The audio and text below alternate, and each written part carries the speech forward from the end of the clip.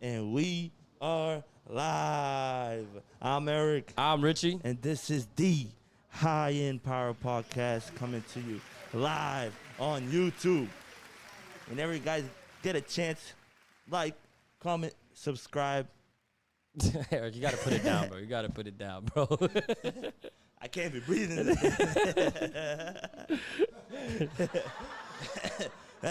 I'm serious. All right, let's do that again. Rewind. Like, comment, subscribe, hit that notification bell. Make that it always notifies you every time we post. Big shout out to the Power Fam that's always sharing our reels, always sharing our content, always putting us out there on the platform, and honestly showing up too, man. Because we just recently did, an insane event that came out really good. And shout out DJ Cisco, man, because, without him, that wouldn't happen as well. And holy shit. Hell yeah, man. Dude, big shout out to DJ Cisco. Big shout out to the Bijou group. A big shout out to all the listeners and everyone that supported us and came out because, man, that place was shut down. That shit was crazy. We literally sold out every table. It was a super successful night. We got so much content, like beautiful people, everyone vibing. No bad vibes at all. Everyone was on top of the fucking couches, having the best vibes with their hands up, people dancing everywhere. Bro, it was amazing. And honestly, man, we couldn't do any of this without you guys. And I'm extremely excited to just see that we already, we haven't been doing this for too long, bro. It's been 2 years that we've been chasing this dream, chasing this goal, almost, right? About to be 2 years. We started planning it 2 years ago and started executing it January will be 2 years. And, man, how far we've came, and just to see that we actually have a community with us and people that truly support us and believe in what we're doing, it's amazing. There's no better feeling. There's no best. It's literally the fuel that keeps us going every day, I think, Eric. Truly. No, 100%, man. It's not easy, bro. Nah. We said it. We posted that this week, right? One of the reels. We actually talked about that. We need, man, the struggle is necessary, bro. Like, it's tough. It's not easy, and the journey's not easy, but you got to keep pushing. You got to keep going. And keep taking those L's until you get that fucking W. Man. I ain't trying to be cocky or anything, but, I think Brazil, brought it home. They brought a second trophy home because the first one, Brazil won it again. Second time, I don't like to brag, Richie. I really don't. I don't like to, man. But holy shit, man, we tore that shit down. We really did, man. And it was sick, man. Like looking at at our logo at a club like Bijou. It's dope. It was amazing. If you haven't checked out yet, guys, please go to our Instagram. Feel free to go check out. We have a lot of reels in already. We've been posting some pictures too.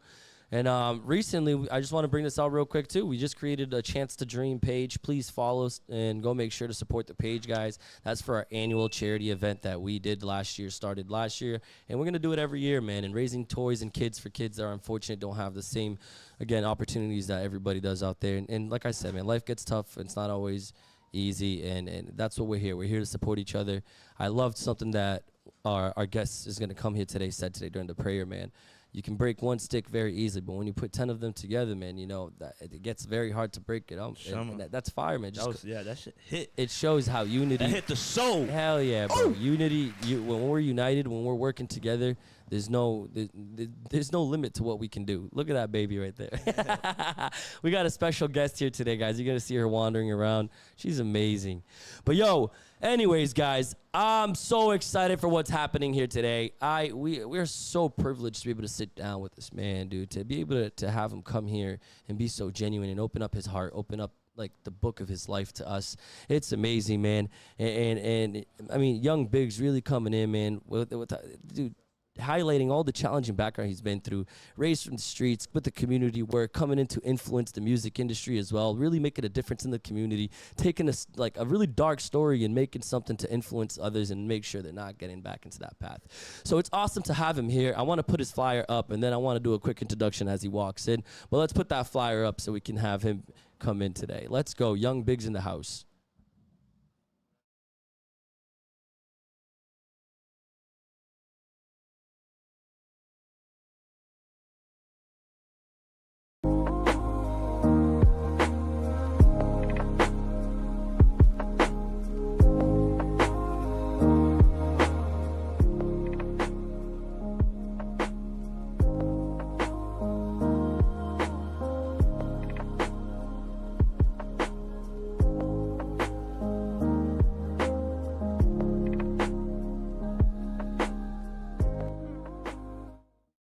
Let's go. Young Briggs in the house. Let's go. Yeah. Where's our sound effects here, bro? Oh my God. Honestly, you I started said Young good. Biggs, bro. I said Briggs. Where are the sound effects? Like, oh my God. Yo, Briggs, you started good, bro. You started good. And then you started, getting lost in the sauce. Don't get lost in the sauce, my brother. Yo, let's redo that then the proper way, man. He deserves a proper presentation, and I want to do this the right way. Young Biggs in the house. Let's go, man. From the streets, dude. This introduction here that I had written down. I actually want to read it because this thing's fire, bro. From the streets of the bright lights of the music industry, today's guest has lived a life that no one can even imagine, man. Raised by a single mother, tangled in the world of crime, locked behind bars for years, but instead of letting that darkness define him of who he is, he turned that around, becoming a successful barber, a rap artist, a beacon of hope in his community. And not only that, man, this is the story of Cheniel Garcia, also known as Young Biggs, a story of a resilient redemption and power that never gives up, man. Stay tuned because honestly, you don't want to miss out not even a little bit of this story because we got a lot to talk about today. Fuck yeah. Who wrote that shit? That's fire. Who wrote that shit? That was legendary. That was crazy. Put that shit on the song. Yo, Biggs, make sure you get that mic close to you. Bring it very close. Get comfortable. Absolutely, You want to fix that top right there, pop. It's the little. Nah, you got it. Like that. Yeah, There you there you go. We in the building. All right. We here. Young What's up, Big. man? What's going on, man? Welcome, man. Welcome Thank to the you, Hip man. Thank Studio, you so man. We really appreciate you taking some time off your day to come over here and give the people a little bit of your story. Nah, And, this is a blessing, man. I appreciate it. This is dope. yeah. So Appreciate you guys. for the people that don't really know who you are, give them a little taste. Well, I go by the name of Young Biggs, man. Mr. YB himself, the voice, represent Framingham, Massachusetts. Shama. He's Marlboro. That's why he takes long. He takes long to do all this stuff. He's Marlboro. Shouts out to the whole New England, man. Yeah. But yeah, man, for those who don't know, man, I go by the name of Young Biggs, man. South Framingham, Massachusetts. All right. We here, man. That's what's up, my G. That's what's up. I was telling you earlier, man, that when I was younger, I actually seen you around here, and we didn't know each other, but I seen you around, and I'm be like, okay, now I know why his nickname was Biggs. Was it just because you were tall or because you were huge? I think my biggest weight was my biggest weight was 608 pounds. So Damn. I always been a big dude, man. Damn. Yeah, I was. That was crazy, man. Yeah, I was like 10 to you, my man. Bro, I saw pictures and then because I met you literally Yeah. 2 weeks ago, bro, Yeah. And we really had a connection, Biggs, and you opened up to me in a way, man, that not a lot of people do. And it moved me a lot. And dude, when you told me your name, you're like Young Biggs, my artist name, blah, blah, blah. I never understood why the Biggs. I didn't know. I thought it was just because you're tall. Yeah. But then I went to your Instagram and I saw your pictures. Bro, like, hell yeah, you're a big motherfucker. Yeah, I was huge, man. I was huge, man. But You were on your David Goggins shit. yo, bro, I was a big boy. You feel me?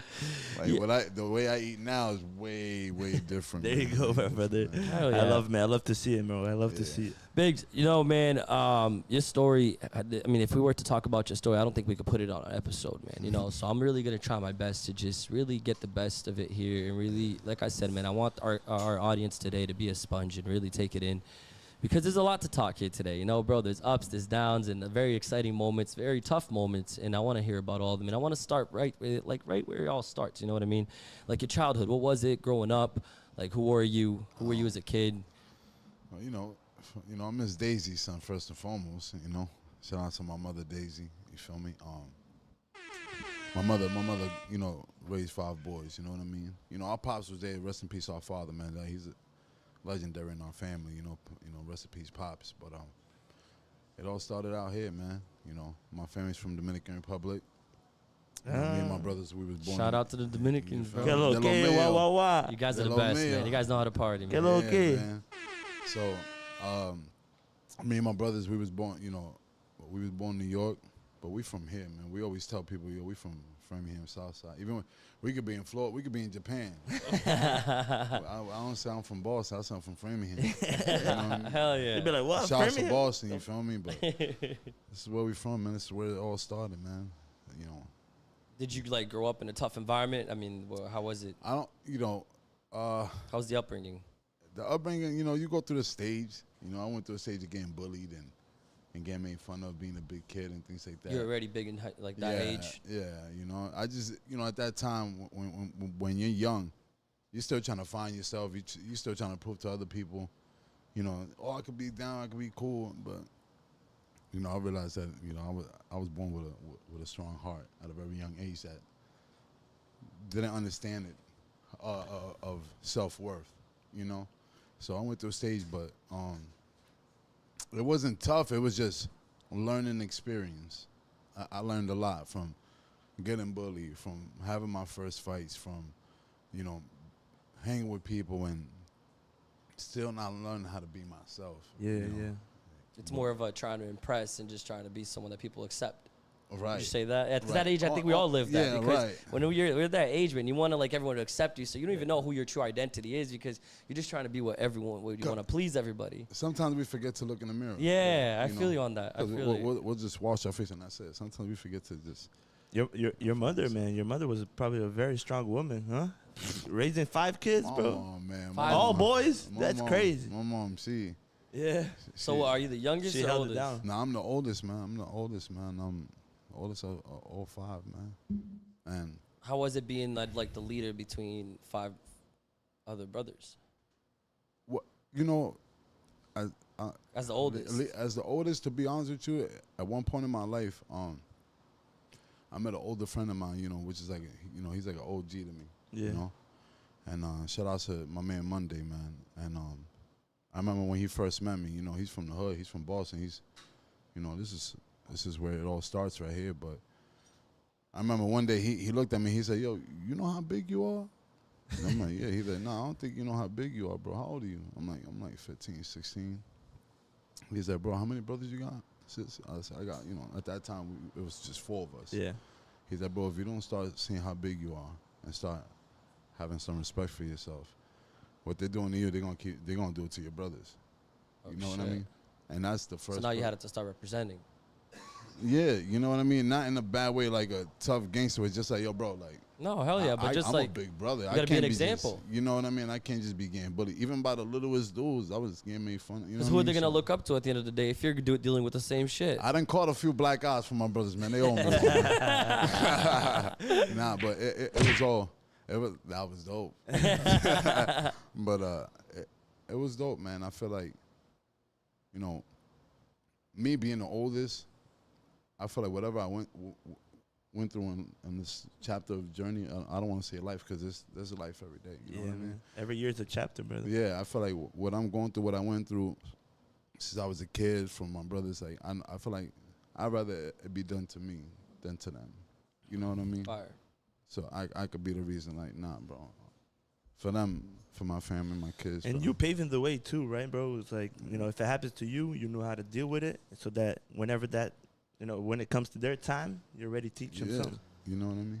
Let me ask you a thing, Biggs. How did you like your upbringing with like your family and 5 brothers and you know growing out in South Framingham? South Framingham, we're crazy out here. You know? Yeah, We have nah. fun. we're fun people. How was it? How did that upbringing affect you with your decisions of life today and everything? Do you think that there's something back there that affected? Yeah, absolutely, man. We talking about not for nothing, man. This is home, man. I love Framingham, man. I ain't gonna cap. I love Framingham Yo, too. bro, bro. Hell Like, yeah, I bro. can say what I want about I this get place, mad at bro. I my fucking love this place. Yo, you man. know, I get mad at my city because there's so much talent, there's so much blessing. It's free Yeah. to support.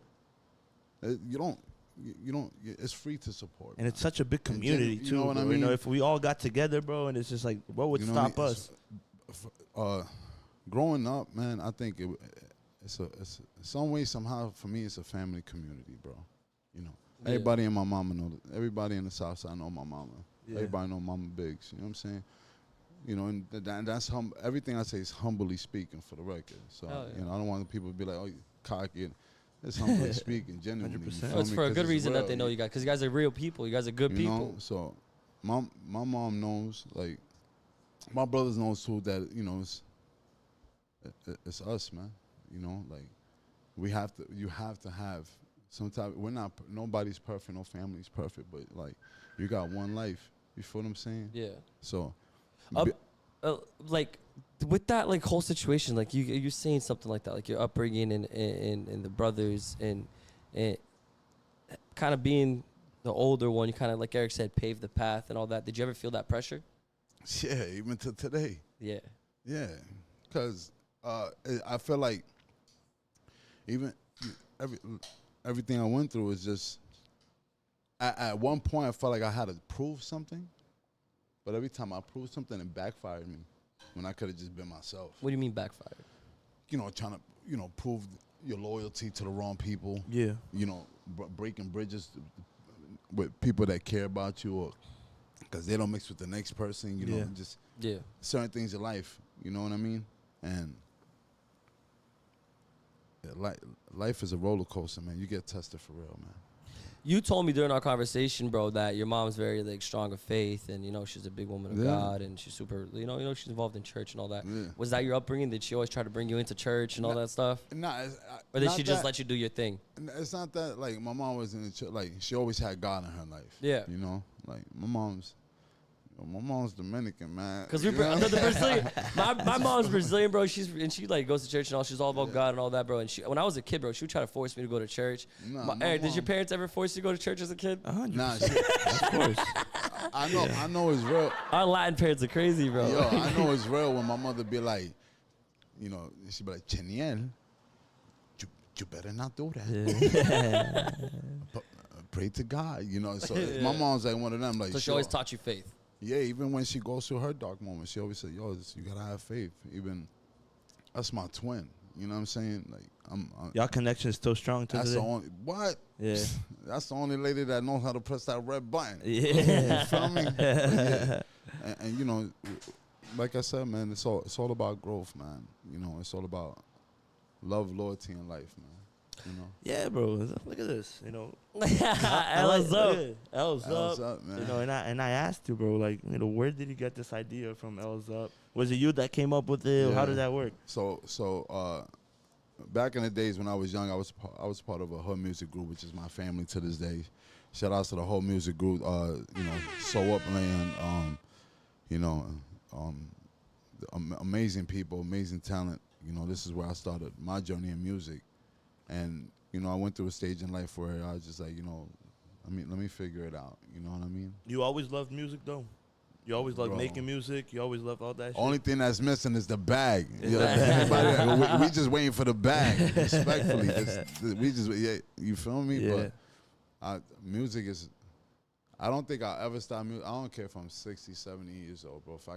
If I could still speak my heart in this music, if I could still do what I do, because the gift that God gave me, bro, I'm gonna do it, bro. Even when I feel like I want to quit, man, I have to, bro. I definitely want to go deep into your music side, but before we get there, I definitely want to talk a little bit more, man, about who you are, because the Dominican side, you're proud of who you are. Yeah. I see it on your Instagram. Paul, bro, being a Dominican, how was it growing up as a Dominican? How's the culture? Like, tell me a little bit about that. My family, they for real. The thing is, when I went to Dominican Republic, they think to them I'm black. When'd you go for the first time? Oh no, when we was a kid. How old? I recently went. I recently went twice. But as a kid though, how old were you when you went for the first time? Probably I had to be like 6, 7. Like 6, 7, first time. Hell yeah. Do you remember that till this day? I don't even remember, because my mom got weird pictures of us. You know what I'm saying? she got some hijo, and be the naked ones too. You're like, yo, you feel me? Don't what type of weird pictures, man. Pause. But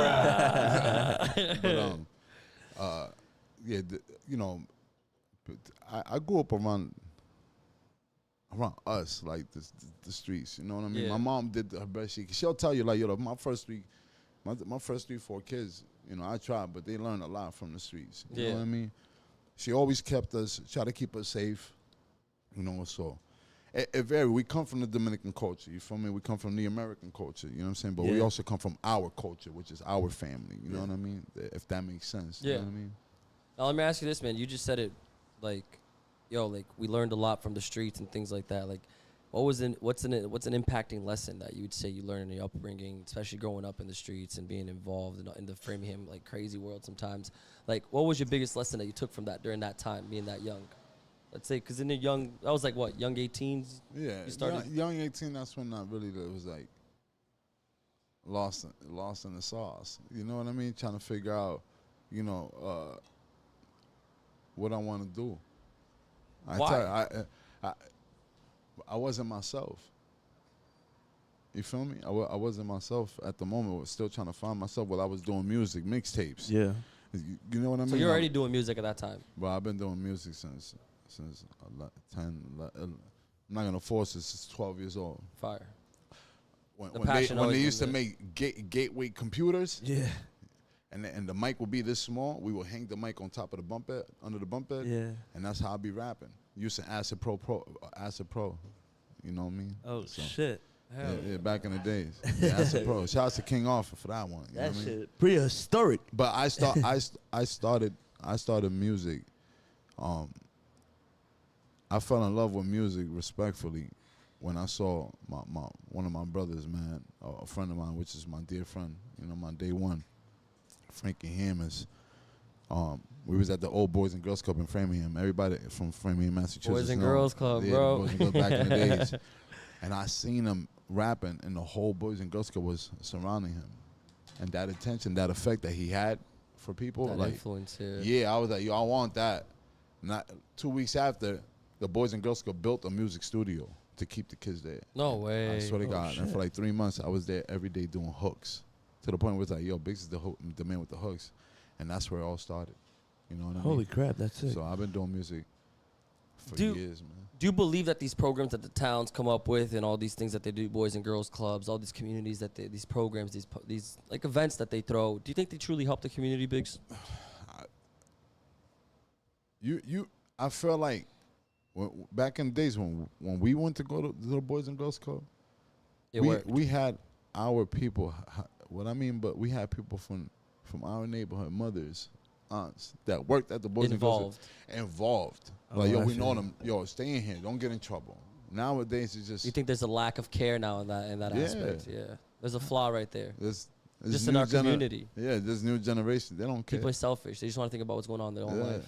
And you know, and this is why I'm glad we're doing this, because I think this generation got a lot of mix up. You know what I mean? But now, especially with the lack of things in time going and people changing and just letting go of that aspect, right? I feel like back in the days there was a lot more things. School, they had a lot more programs for kids and things like that. Today it's just everyone's on their iPad, everyone's on their phone trying to be Instagram famous, and that's it.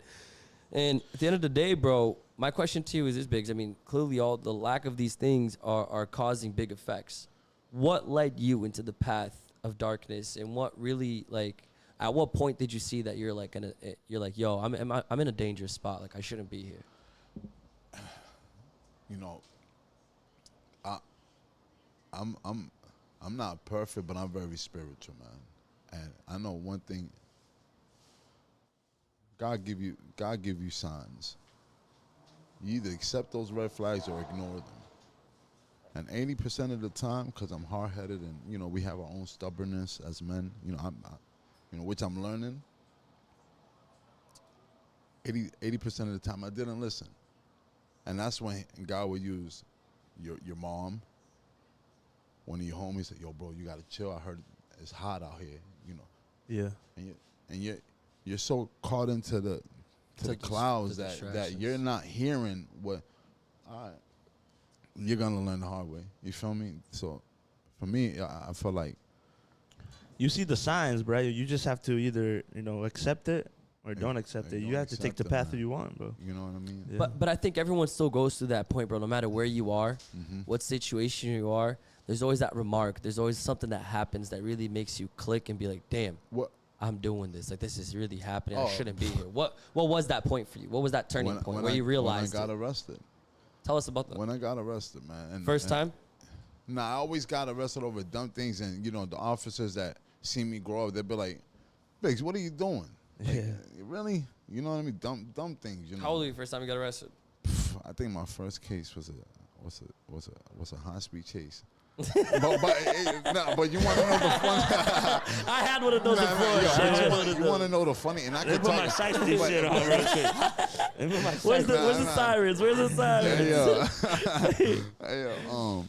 Nah, but you know, all jokes aside, you know, the reason why it's funny and it's okay to laugh about it because you know you look at it, you're like, It's lessons man, if I now, was, bro. Yeah, it's lessons. And if I Yeah. was smart, I would have never done the dumb shit. You know what I mean? Yeah. But I remember it was on a Honda, and shout out to my man Hope, the person I was with. We can speak about it now. The case is beat. He just got it's over. We was kids. He just got married, man. So shout out to my bro. Congratulations, he just bro. got married. Let's go. Got an amazing business. Like, man, shout out to my brother Hove, man. But yeah, Let me hear this high-speed chase we story. was on a bro. high-speed chase. This is when marijuana was.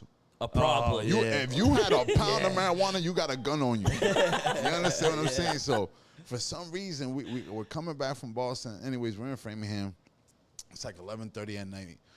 We had the pound in the front seat, and we're in a tight ass Honda Civic, bro. My big ass. And you're But big. it gets crazy. So long story short, we see the detectives, and we're like, "Yo, bro, you just seen that, right?" And he was like, "Yeah." They spin around. Now we're going through Odessa. Anybody from Framingham knows where Odessa's at. You feel me? Now we're going through Odessa. They go right there. We're like, "Yup, it's all right." You feel me? So they turn on the light, and he's like, I just started going. Yeah. But immediately I just started going. You feel me? I just started going, and what caught me off guard is when my man was like, "Yo, bro, if we get pulled over, we don't know each other." I looked at him like, "Bro, they know us. We up out of There's here." no way. Bro, long story short, man, I went through a snowbank. They hit us behind. Bruh. My boy threw it was in a white CVS bag. Yeah. And at the time it was snowing. So when we crashed to the snowbank, he threw the pound out the window with his hand up. They snatched his ass up immediately out the window. Bro, they came and snatched me, trying to get me out the window. I got stuck. I'm like, "Yo, bro, I don't fit in the window. Get out the car, you fat ass." You know what I mean? Like, I'm like, "Yo, I don't fit in here." You feel me? And that, bro, it's just that was like the more, I got arrested for dumb things. So but that was the turning point? No. What the turning point was when I got caught in a serious case, man. And long story short, man, I got caught 2014, man. I was involved in a big case, and I was living in Worcester at the time, Worcester, Massachusetts. I was hustling out here, living in Worcester, but it was weird because I used to be a motivational speaker, Oh, shit. I was a motivational speaker for like 10 years. While I was, it's crazy what I'm about to say, but it's the truth. While I was hustling, but I was young. You feel me? Because I'm thinking I'm doing something good for the community and these schools and these kids while I'm just getting money. I'm not thinking, I'm telling them stay out the streets, stop offsetting selling what you're drugs, doing, and I'm over here being a coward. You feel what I'm saying? Yeah. So, I got voted the #1 speaker in Massachusetts 3 times in a row. Oh, shit. I performed at 500 to 700 schools. Spoke at the Patriots Stadium twice. You know what I mean? Getting Really? awards, yeah, man. And I think like what it was is that when I got caught, man, and they came to my house, it's about like 25 cops, man. And I was with my brother, man. Yeah, they my brother. got the whole police department after Yeah, you. it was crazy, man. And long story short, man, when they brought me to Framingham, I was the last one they brought, and I think I was the last one. And you just see all the cops that saw me grow up standing right there, and I'm like, "Hey," and they're just clapping like, "Hey, all right, hey, you're in deep shit." That's when I knew. 9 of you guys, right? Yeah, I got caught with 9 people, man. And they said I was like the second leader. Some shit was blown out of proportion. Yeah. I read a few things. It takes you know what I mean? They force it. But that's when I knew when I couldn't get bailed. I'm 600 pounds, sleeping with a machine. How long did you serve? I did about 5 years. Yeah, even some of my co-defendants, they got bailed out. I was the only one that was like stuck in there, really, which is nobody's problem. You know what I'm saying? 100%. Because they were claiming you were one of the big guys. Allegedly. Yeah. Now, Biggs, I mean, for sure. I mean, every movie we see, every place we see, they try to play games. The cops are I know they're trying to do the good thing, but at the same time, they play games. They're dirty sometimes. I'm not here to talk crap about the cops. They're doing their job, but at the same time, bro, they got weird ways to get their job done. Yeah.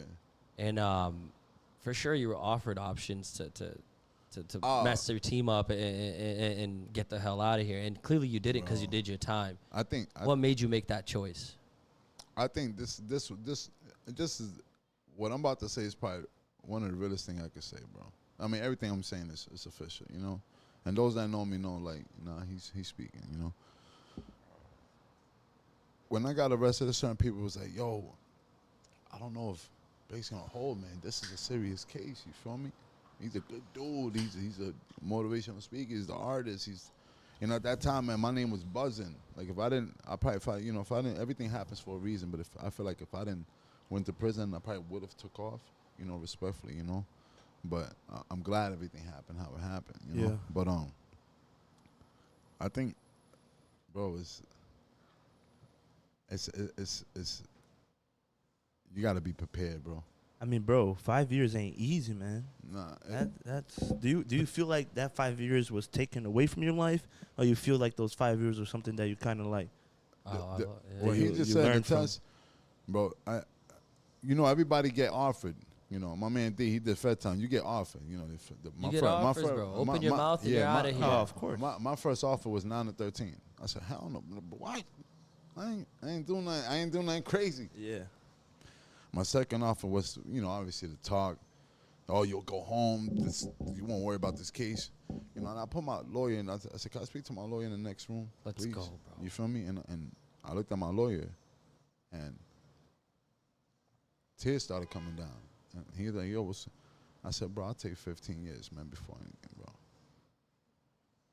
You're ready to take that. It's not about being ready. Nobody's ready to take time. It's being a man. It's doing what you got to do. It's not even that either, bro. It's me being me. Yeah. Yo, I love my community, bro. Not everybody's built.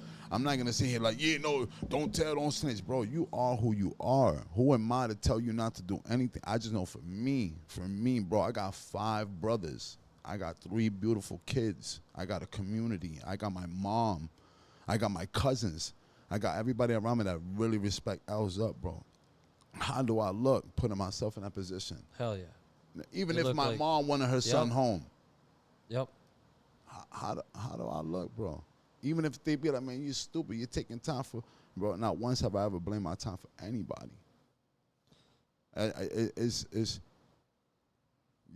You got to be prepared for the consequences, man.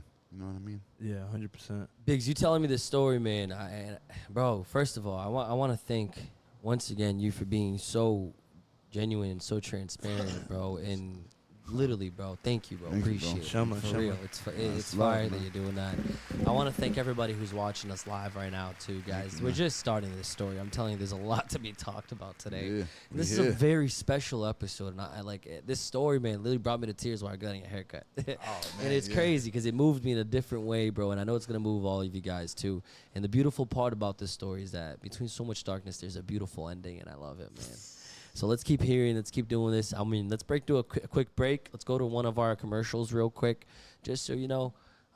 We make sure we get these bills paid because we can't keep this podcast going if we don't get these bills paid. Let's go for a quick break. All right. Thank you, guys. Power fam, just had to share this find with you. Ever been on the lookout for that go-to spot for your design needs? I've discovered my treasure trove, R&V Sports Graphic Design. Sipping coffee from my favorite mug this morning, the one with the hip design, that's their handiwork. And this comfy hoodie I've practically lived in, yep, that's R&V magic too. They've got me covered from my wardrobe to my business cards, signs, and even those eye-catching flyers. The best part isn't just the awesome stuff they create, it's how they make you feel part of the creation process. Chatting with them, you'd think that it's just hanging out with friends who'd happen to be insanely good at bringing you ideas to life. So if you're trying to make your brand stand out with that personal touch, hit up R&V. Trust me, it's like unlocking a whole new level of business and personal style. R&V Sports Graphic Design, turning your vision into reality, one amazing design at a time. Hey hip fam, ever walked into a room and just stopped to admire the stonework? That's exactly how I felt about our custom table from New View Granite. And let me tell you, it's more than just furniture. It's a centerpiece that transforms the whole space. New View isn't just about tables though. They're the masters of all things marble and granite. Countertops that turn your kitchen into a chef's dream. Bathroom vanities that feel like luxury spas, you name it. Their craftsmanship is unmatched. What I love about New View is the quality. You feel it in the smoothness of the marble, see it in the intricate patterns of the granite. Every piece is a testament to their commitment to excellence. When you invest in something from New View, you're not just upgrading your home, you're adding a story, a piece of art that stands the test of time. Our table isn't just amazing, it's a gathering spot for friends and family, a place where memories are made. If you're looking to bring that level of excellence and durability into your home, New View Marble and Granite is where your search ends. Quality that speaks, designs that last. Let's go. Guys, I actually want to make sure, listen, if you haven't seen it on Instagram, we got a new logo with the Brazilian flag mixed in there. That thing looks beautiful. If you want a shirt, contact us. Just send us a quick DM and we can definitely get you some merch. We already got mad people that are hitting us up. Yes, we have a lot of orders coming in, so I'm just waiting to get a little bit bigger of an order so I can put a whole batch in and get these shirts for you guys, all right? Guys, again, New View, always make sure for any of your granite needs, any of your countertop needs, anything you need, backsplash, anything for your house, they're the best. And R&V, when it comes to your custom work, they are the best. But let's get back to the story because the story's getting intense, man. My heart's like... I ain't gonna cap. Something really caught me off guard about his story. Tell me. So basically, you know, he mentioned that he was a motivational speaker. Yeah. You know, that's hard. That's something hard to be. I'm saying this because, like, you know, I hit the gym, and after the gym, I'm either going to the sauna or, you know, the steam room or the jacuzzi to relax, bro, and kind of rethink, you know, my game plan of the day, you know, how I'm gonna, you know, fucking, all my decisions throughout, you know, the day and the next, you know what I mean? Right. And I listen to these guys, you know, and I listen to people like, you know, not really motivational speakers, but kind of like guys that kind of like been through what you're going through, and you're kind of like, you know, trying to see what, you know, how they handled it. Right. So, man, it's pretty tough to speak in front of a lot of people, man. So where did that come from? It's my medicine, because I feel like as I'm speaking to people, I'm speaking, you know, oh, somebody's turned up outside. Paul.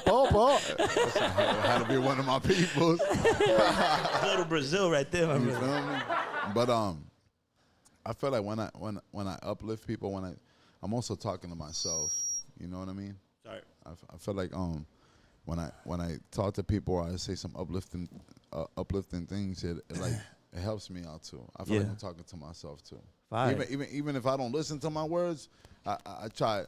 Like, yo, bro, how can you tell this person that, but you're not doing it? I'm like you know it's the right thing. You know it's the right direction, but sometimes you don't follow that shit. I can relate to you a lot on that, man, because I feel like, dude, if I listened to 5% of the advice and the things I said, oh my God, my life would be fixed. I'll be trying to talk to somebody, and then after leaving, and I'm like.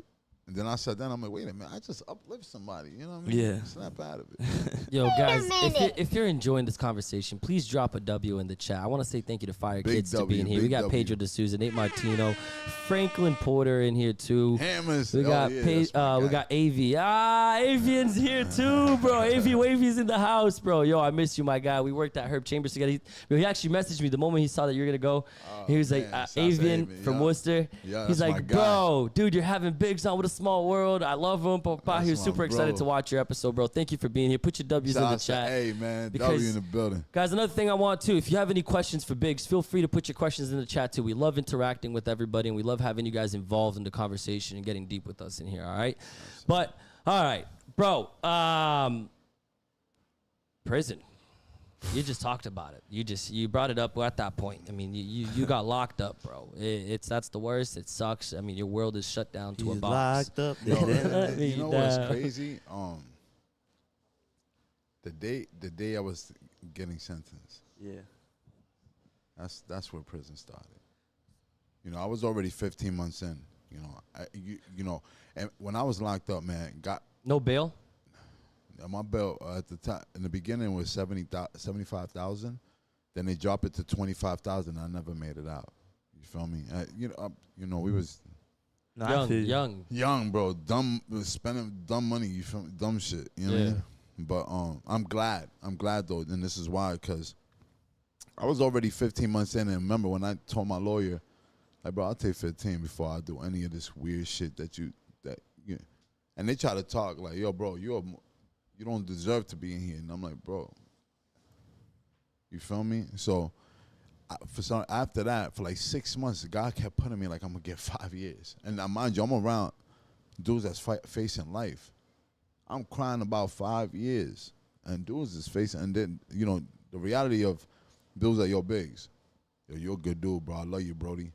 But I'm looking at 25 to life. You're looking at 5 years, bro. Like, stop complaining. Shut the fuck up. Don't bitch around here. Stop bitching, bro. You got some good. You a good-hearted dude. So the dudes in there was like kind of like Yeah, cause like they having your back and kind of like nah. My journey in prison, to be honest with you, my energy, it felt when people met me in there, humbly speaking, they felt like they've been knowing me for years, man. They felt the even authenticity. though like at one point we all feel scared. yeah. We're not with mommy, we're not with daddy, we're by ourselves. We might have visits, we might get St. Canteen.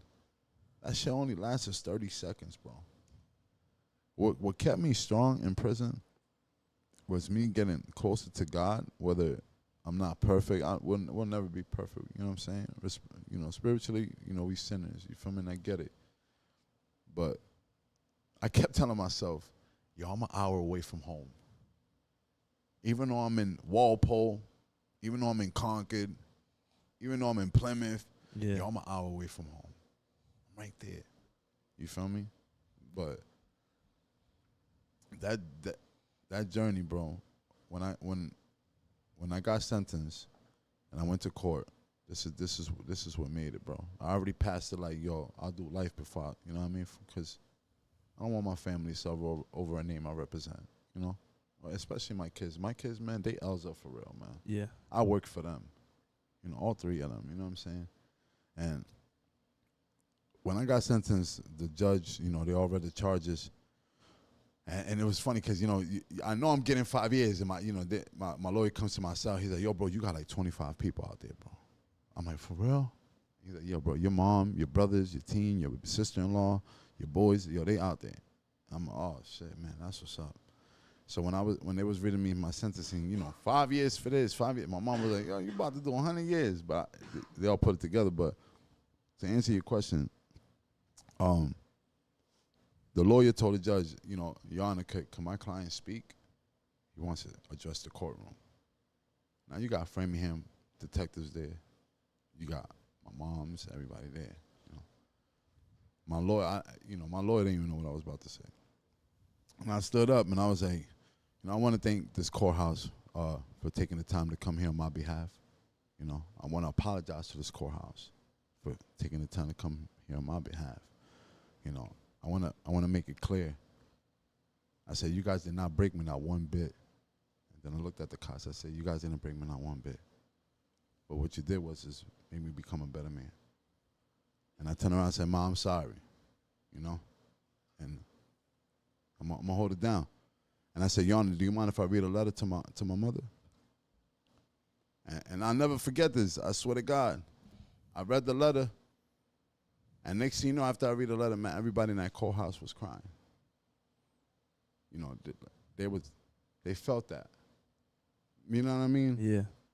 And the CEO, one of the CEOs was like, "Yo, bro, ask for 3 years. Bro, I ain't never seen no shit like this. Ask for 3 years, bro."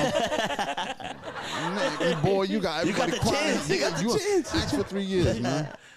And I turned around and said, "Ma, I love you." And I said, "Your Honor, hopefully this is the first and last time you'll see me."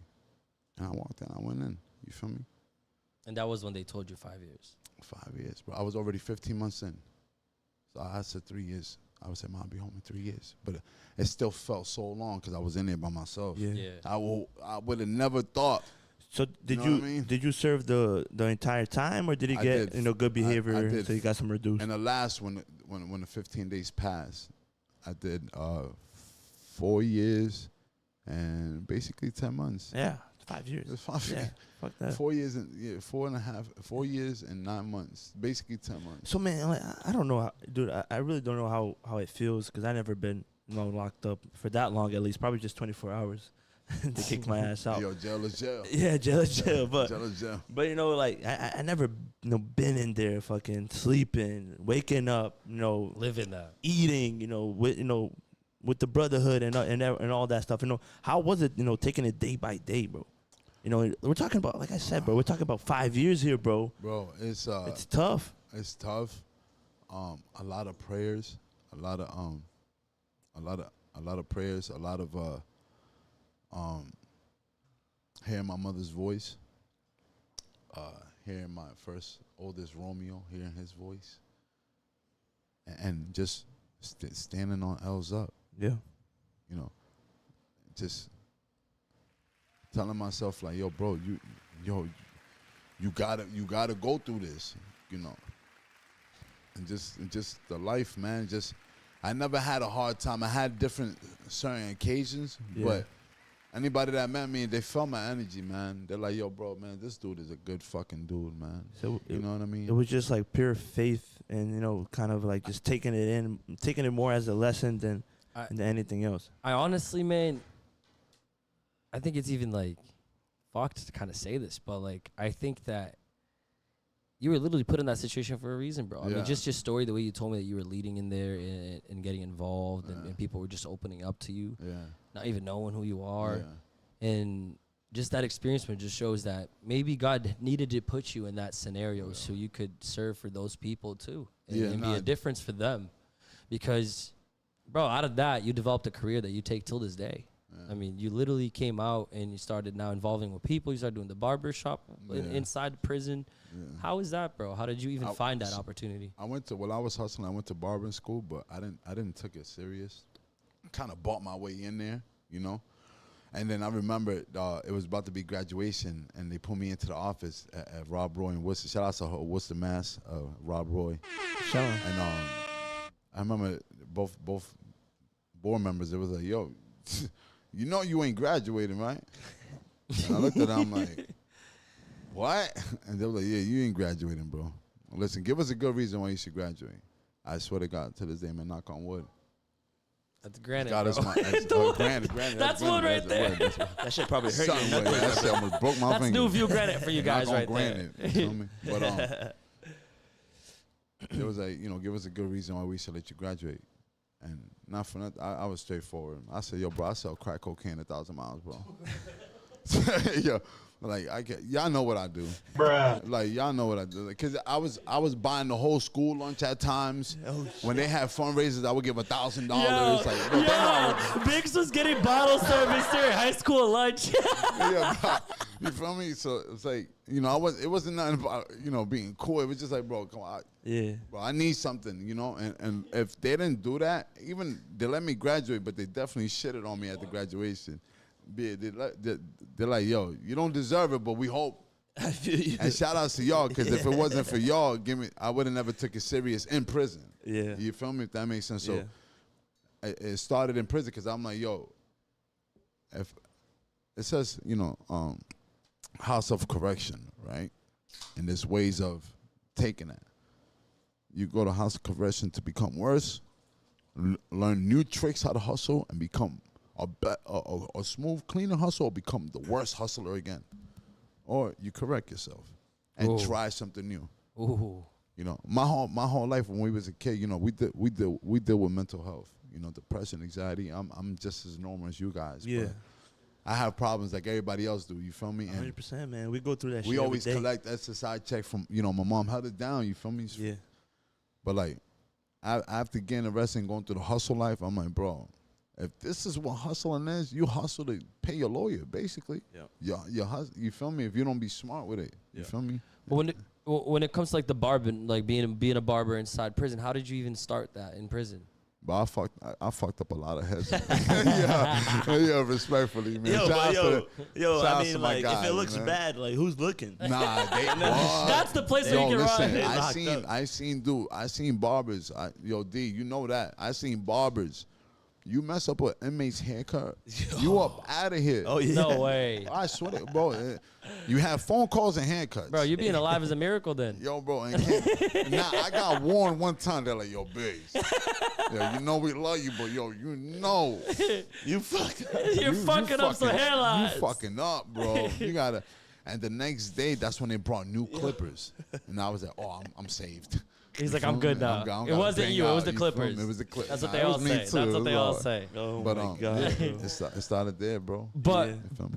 Biggs, bro, being in there, man, I want to ask you one last question about this dark period of your life, which is being in prison. Which you told me this story, man, where a lot of people that don't know, when Biggs was talking about his father here, this isn't his biological father. His biological father came into the picture way later, right? Yeah, man. Rest in peace, Pops, man. This story started actually in prison, right? Where you told your mom that she was gonna. Yeah. Tell this. Let's talk about this. So rest in peace, Actually, our Pops. I have man. the video actually of you meeting him. Yeah. I want to put that up too. Rest in peace. First and foremost, rest in peace, our Pops, man. Shout out to I respect people's addiction and things like that, and we lost a leader, man. Our Pops, man. Shout out to our Pops, man. Which is my brother's father, who raised me and the second oldest. That's all we know. Yeah. Pops, you feel me? And everybody in Framingham that lived in Beaver, they know, oh, yo, that's Pops. He'd be the only one at 3 a.m. bumping Gangsta Paradise in the rain with all the windows down with his L's up shit on. You feel me? So rest in peace, Pops. But for those that know me closely, know I'm a very spiritual person, even though I'm not perfect. You feel me? And you'll catch that. I say even though I'm not perfect, because I always like to make that clear. Yeah. Even though nobody is, but still, I'm very spiritual, man. And long story short, when I was a kid, man, my mom told me, yo, listen, you got a sister. I'm like, what? And she's like, yeah, you got a sister. She's a year younger than you. I'm like, what? And I said, yo, where's my dad? And she's like, yo, I don't know. You know what I'm saying? So, and there's a story behind it, but fast forward, one day I was in prison, man, and me and my mother went through a spiritual journey. You feel me? And we always try to keep God first. We're not perfect, you know what I'm saying? But like we went through a spiritual private journey, me and my mother, man. Yeah. And they always say when you believe in something and you speak about something and you feel it from the heart, man, it comes to life. You know what I mean? You speak to existence. You feel me? Exactly. Yeah. And I remember, I kept asking, at one point, like, yo, how can we find my real biological father? And she like, bro, that man might be gone.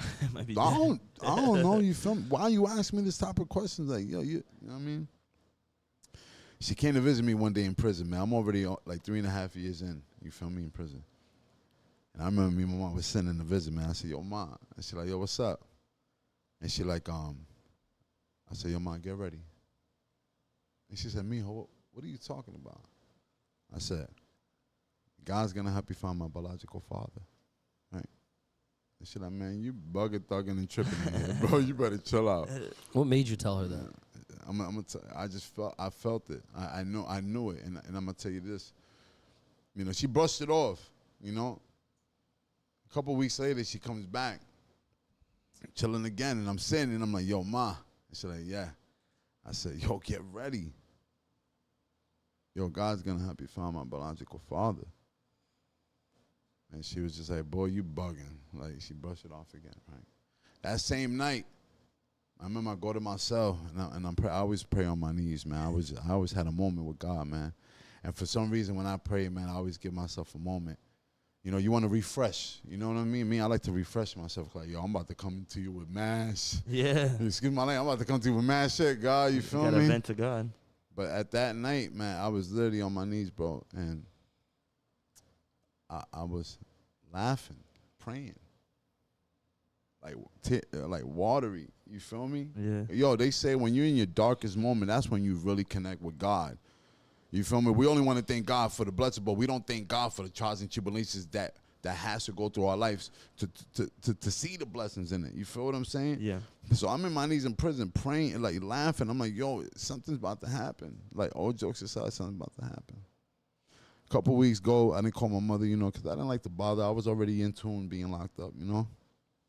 Plus, you know, phone calls at canteen is expensive now, man. You know, you feel me? And I ran that bill up. You feel me? Shout out to mama. But That's why you gotta make the person you're calling pay for that call. yeah, but man, listen, man. So one day I was in a bar shop, I was cutting, and the CEO came. They were like, "Yo, Garcia," I'm like, "What's up?" They were like, "Yo, your mother called the facility," and I'm like, "What?" They're like, "Yeah, you need to call her." Boom, we go in our cell, we check in. Once they released us, I go and call my mom. And this is where the miracle happens, man. This is where you know there's a spiritual life, but then there's the Holy Spirit with God. You feel me? To me, you feel me? I respect my spiritual life, but I respect God more than anything. Of course. You feel me? Yeah. And I call my mom. Now, just bear with me with the story, because when she first said it, I didn't took it serious. You feel me? So I called my mother. And she was at my aunt's house, man. Shout out to Tia Morena, man. Bendición, you feel me? That's like a second mom to me, man. You feel me? All the women in my life, that's in my life. I love y'all, man. Let's go. And her and my mother was together, man. She was like, muchacho, you know. She's like, yo, but why you haven't called me? You feel what I'm saying? Like, what's up? And I'm like, I'm in jail. You feel me? And she's like, listen, I need to talk to you. Right? And I could hear my mother's anxiety. I could hear my aunt's anxiety. You feel me? I could feel it. And at the time, I didn't take it serious, because I'm like, yo, you trying to play with me while I'm in prison, you feel me? Yeah. And she's like, listen, remember when I came and visit you? And you kept telling me, oh, Mom, why God's going to help you find your real? And I looked at you crazy, talking about your real father, right? I said, yeah. She's like, Cheniel, you won't believe it. I found your father. She was like, I found your father right away, right? And I'm like, Ma, I'll call you back. Click. I hanged up on her. I went in my cell because I'm like, yo, I don't got time for this jokes. You got mad about it. Yeah, I got mad, you know. And she'll tell you I hung up quick. My aunt was with her. Why you get mad? Because who wants to play with that? Yeah. I'm in prison. Oh, so you thought she was playing around? Yeah, I'm like, man, you now you bugging. Yeah. Trying to play with me while I'm in prison. You feel me? So I hung up, and son told me to call back. Man, I called back about 20 minutes later. I called back. And I'm like, hello, and both my mom and aunt was together. Now my mom is like, you can hear my mom shed tears. You feel me? You can hear my aunt too, like, but tears of joy, tears like yo, this is serious. So I'm like, Mom, what's up, Mom? She's like, mijo, I need you to listen to me. You know, I need you to pay attention to me. And when God speaks, man, you gotta just shut the fuck up. Son's telling me to shut up. Son's telling me, don't hang up this phone, just shut up. You feel me? Respectfully, just shut up. You know what I mean? I'm like, yo, what's up, Ma? And she was like, remember when we was at the visits? He told me, God's going to help me find your father. God's going to do this. It's going to show me the easiest way, right? I'm like, yeah. She's like, mijo, please pay attention. And you can hear my aunt say, Cheniel, escucha. You know, Cheniel, listen. Yeah. You feel me? She's like, mijo, I found your father. I'm like, what? She's like, mijo, this is when she starts getting excited. She said, mijo, I found it so easy. She's like, I went on Facebook, I went on your aunt's page, and I saw a lady in a comment. Yo, that lady just happened to be my biological father's sister. You feel me? Out of nowhere, bro. Once they went through that, they called Dominican Republic and told my biological father, we found Cheniel. Oh shit. Yo, Was he looking for you? look at this. So the last time my biological father saw me, I was like 6 months. I was a baby, bro. Yeah. You feel me? The only picture I saw was him holding me. It was like holding a baby whale. You feel me? A big ass baby. You feel me? And the last person that saw, other than Pops, because him and Pops saw each other one time, but the last person that actually saw my biological father was my Uncle Monchi. You feel me? Which is an amazing recovering addict. My uncle's an amazing recovering addict, man. I want to shout out to my uncle. I'm so proud of you, bro. I love you. You're an amazing recovering addict. And I know if he could do it, anybody could do it respectfully. You feel me? But there was in Rikers Islands. You feel me? There was in Rikers Islands. And the last person that saw my biological father was my uncle. And he said, bro, you know you got a son out there. This is the dope part. I always knew I had a sister because my mom put that in my head, like, yo, you got a baby sister. Because at one point, my mom went through trials and tribulations where my sister's mom kind of took her in. Yeah. You feel me? When my mom's explaining, like, yo, mijo, I found your father, and guess what? I'm like, what, ma? She's like, I also found your sister. I'm like, nah. No way. I said, yo, ma, you serious? She's like, yeah, I found your sister. She's like, guess what, Cheniel? I said, you got another brother named Bebo. Damn. He's in the Bronx. I'm like, what? Yeah, he's 18. He's been looking for you your whole life. That family tree is growing. She's like, yo, in Dominican Republic, with your biological father and his wife, you got another brother and sister that's been knowing about you. They know they had a big brother their whole life somewhere. You Bro, feel me? your dad spread the seed. He was getting busy. He was getting busy. He was spreading the seed, Man, bro. you know, but so basically, my mother got 5 boys. I'm the oldest one. My biological father got 5 kids. I'm the oldest one. Oh shit! You feel what I'm saying? Yeah. So, you know, then you were in jail receiving all this news, right? Then we found your dad. Then we found your brother. Then we found your sister. It probably was tough too, man. You're like dying to get out to meet them or something. It was, but to know that my mom let them know who I am. Yeah, and why you're in there. Yeah. It's like, damn, my dad finally got to meet me, but now he came to find out that I'm in prison, who I am. He probably hurt you a lot too. You know what's crazy? When she told me this, right? She's like, yo, and I'm like, what? And I started having tears, and I had, I'm like, yo, this is crazy. Like, this is real. And I felt this shit. You feel what I'm saying? I called her back 10 minutes later, and she was like, yo, you ready to talk to him? She's like, do me a favor. Whatever I mentioned to you about what he did, don't mention it. And I told her, I said, Ma, there's 3 sides of the story. Yours isn't the truth, and the truth God knows. So I'm gonna leave it like that. At this time, I'm 31. I'm 30 years old. I come home at 31, right? Wow. And she said, you ready to talk to him? Oh shit! Yeah, the last time this man saw me, I was 6 months. Is this through the phone while you're in prison? Yeah, this is through the phone. So she calls him 3-way. And at the moment, I hear the same voice as me. You feel me? Oh shit! But my mother stays quiet, and you can hear him. You can hear him say. You can repeat it. You can hear him say, Daisy, ¿cómo está? Daisy, how you doing? Where's my son? Where's my precious son? Please. Oh my God, may God, could I? Say it in Spanish. Say it in Spanish. Ay, Dios, por favor. Dios, ¿cómo está mi hijo? Daisy, háblame, mi linda, ¿cómo está? Y mi gordo. And my mother stood quiet. She stood quiet. And the first word I said, mind you, I didn't heard evils. I didn't heard the worst about this man that brought me in this world with my mother. And the first thing I said to him, respectfully, I said, yo, bendición, papa.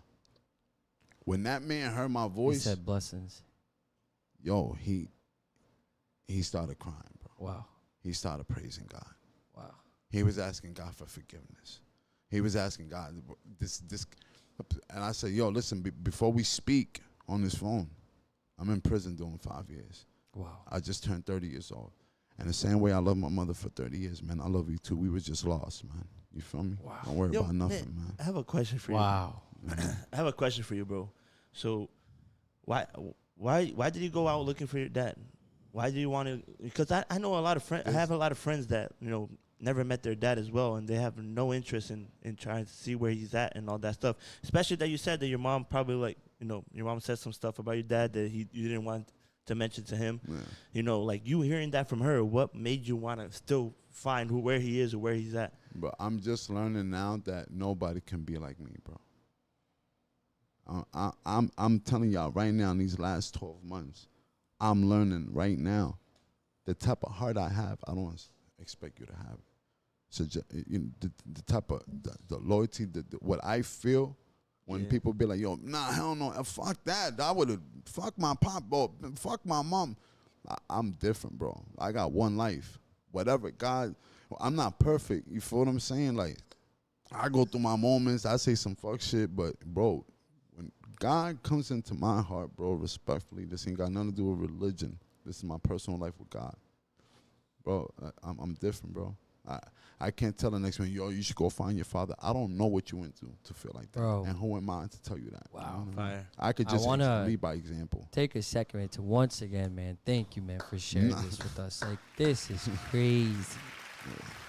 Like, the level of vulnerability coming for you right now, dude, it's insane. I'm pretty sure everyone who's watching live with us right now can feel this, man.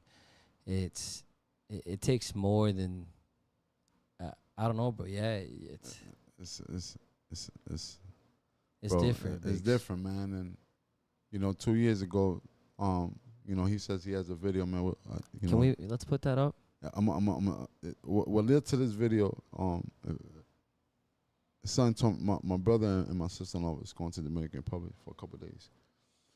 After you're out. This is after you're Yeah, out. this is after I already seen them in What's Up app. I already, you know, they're like, oh, man, he look like me. You feel me? Yeah. I can't be. I look like my dad now. He look like me, man. You feel me? But I already seen him. But something told me in my heart, like, yo, bro, go see them, right?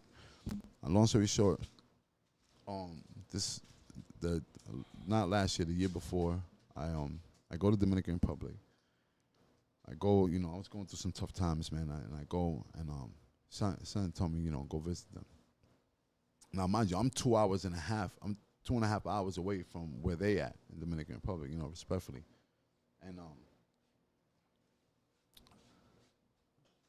I tell my uncle, I said, Tío Ambiori, we're gonna go to the capital, La Capital, in Dominican Republic, in Santo Domingo, you know. And he said, why we gotta go over there? I said, because I'm about to go surprise my father. And he's like, what? I said, yeah, bro. So, you know, the same story I told you, I told my uncle. He was shocked. He's like, hell yeah, shit, I haven't seen him. I said, when we're 5 minutes away from his location, you're going to call him and say that your son has a box for you, a delivery for you, right? You know, we show up, and let me tell you something, man. Let's actually cut it here. Let's show the video, and then I want you to come back and explain that, bro. Absolutely, man. Let's show that video real quick, bro. Let's put that. ¿Usted se acuerda de mí? Estoy tratando, filmando. Le traigo una cajita aquí, vea, para que trate de acordarse. Mire a su hijo ahí. Oh my God. Ay, mi gordito. Look, last time these two were hugging each other, he was 6 months. This was... He can't believe he almost had that. Ay, Dios que grande. Así mismo. Ay, y tú. Ambiori. Ay, mierda, Ambiori. Bro, and forever again, guys. That's how big Biggs was. You know what's dope about this, right? Me being a godly man, yo, my biological father was a big drug dealer. I'll tell you like this, man. You said Gollum, man? Huh? No, he was a drug dealer in Harlem, New York. No, but you said you as a Gollum, man. As a godly Godly man. man. Godly man. Yeah, What's godly that? man. Godly. Like Oh, godly. godly. Yeah, oh, godly. okay. Yeah, I got that little. You ain't the other one. You feel me? Yeah. But you know, even now when he's seen how spiritual I am, bro, my father's been a pastor in Santo Domingo for over 17, 18 years, man. Wow. You feel me? That man changed his life, man. He, you know, and again, no one's perfect. You feel me? But he serves God out there. You feel me?